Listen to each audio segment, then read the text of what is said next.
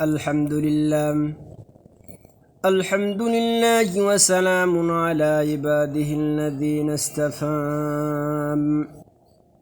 رب أعوذ بك من همزات الشياطين وأعوذ بك ربي أن يحضرون পরম করুণাময় অসীম দয়ালু আল্লাহর নামে তার জাতির নেতৃস্থানীয় লোকেরা যারা আল্লাহকে অস্বীকার করেছে, মিথ্যা সাব্যস্ত করেছে, পরকালে আল্লাহ তাআলার সাথে সাক্ষাতের বিষয়টিকেও সর্বোপরি যাদের আমি দুনিয়ার জীবনে প্রচুর ভোগ সামগ্রী দিয়ে রেখেছিলাম, তারা বলল, এই ব্যক্তিটি তো তোমাদের মতো একজন মানুষ ছাড়া অন্য কিছু নয়। তোমরা যা খাও সেও তা খায়, তোমরা যা কিছু পান করো সেও তাই পান করে। তোমরা যদি তোমাদের এই মতো একজন মানুষকে নবী হিসাবে মেনে চলো, তাহলে তোমরা অবশ্যই ক্ষতিগ্রস্ত হবে।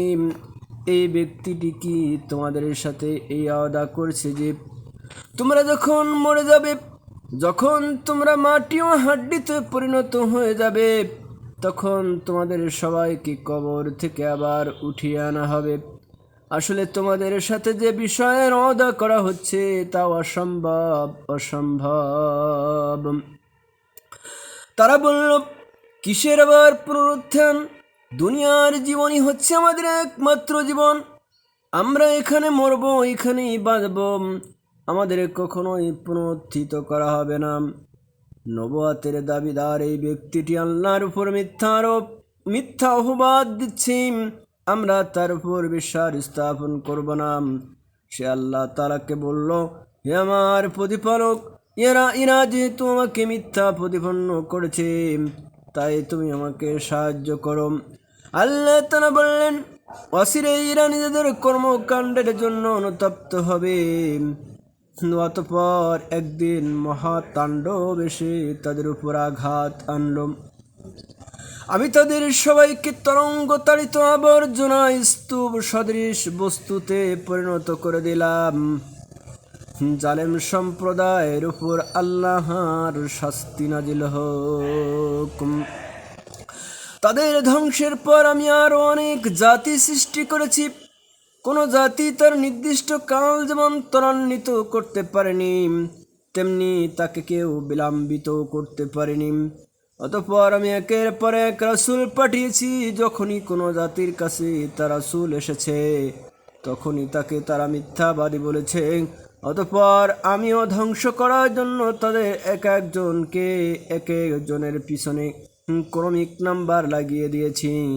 এভাবেই আমি তাদের ইতিহাসের কাহিনী বানিয়ে দিয়েছি। ধ্বংস হোক সে জাতি যারা আল্লাহ তাআলার উপর বিশ্বাস স্থাপন করে না, তার বিধানের উপর বিশ্বাস স্থাপন করে না। তারপর আমি আমার আয়াতসমূহ সুস্পষ্ট দলিল প্রমাণ দিয়ে মূসা ও তার ভাই হারুনকে পাঠিয়েছি। তাদের আমি পাঠিয়েছি ফিরআউন ও তার পরিষদের কাছে, কিন্তু তারা অহংকার করল।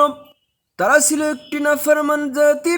তারা বলল, আমরা কি আমাদেরই মতো এই দুজন মানুষের উপর বিশ্বাস স্থাপন করব? অথচ তাদের জাতি হচ্ছে বংশ অনুক্রমে আমাদেরই শিবাদাস। তারা তাদের উভয়কে মিথ্যাবাদী বলল, ফলে তারা ধ্বংসপ্রাপ্ত মানুষদের দলভুক্ত হয়ে গেল। আমি মূসাকে আমার কিতাব দান করেছিলাম। আশা ছিল যে তারা তা থেকে হিদায়াত লাভ করবে, সঠিক পথ প্রদর্শন করবে, সঠিক পথ পাবে। আমি মারিয়াম পুত্র ঈসা ও তার মাকে আমার কুদরতের নিদর্শন বানিয়েছি, এবং আমি তাদের এক নিরাপদ প্রস্রবণ বিশিষ্ট উচ্চ ভূমিতে আশ্রয় দিয়েছি। সুবহান রাব্বিকা রাব্বিল ইজ্জাতি আম্মা ইয়াসিফুন ওয়া সালামুন আলাল মুরসালিন ওয়ালহামদুলিল্লাহি রাব্বিল আলামিন।